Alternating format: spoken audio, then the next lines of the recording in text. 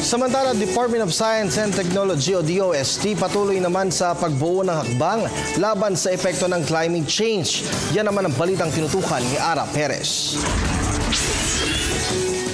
Malaki ang pagpapahalaga ng kasalukuyang administrasyon sa kalikasan habang nananatiling makatotohanan sa mga hindi maiiwasang sitwasyon tulad na lamang ng climate change. We believe that climate change is here to stay. Okay? There's nothing more we can do about it except to adapt to it. Sinisikap ng Department of Science and Technology na gawing mas climate change resilient ang Pilipinas. Pati ang El Nino phenomenon ay inaaksyonan na rin sa pamamagitan ng science-based mechanisms tulad ng cloud seeding. May kagamitan na rin daw na nakahanda na kokolekta ng kali magkaroon ng kakulangan sa supply ng tubig. Sa agrikultura naman, may mga klase ng pananim na sinisigurong kayang mabuhay sa kabila ng tagtuyot, baha at pagdami ng peste.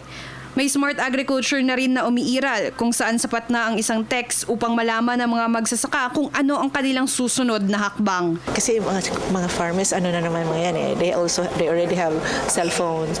So our smart agri program does that, to inform the farmers like what is the scenario in the next few months, when should you plant, when should you harvest.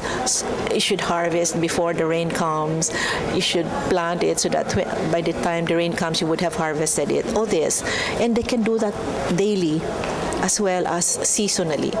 Maalam na raw talaga ang mga Pilipino sa climate change at mga epekto nito, kaya't kumpiyansa ang DOST na handa ang bansa sa naturang global crisis. Para sa Telebisyon ng Bayan, Ara Perez.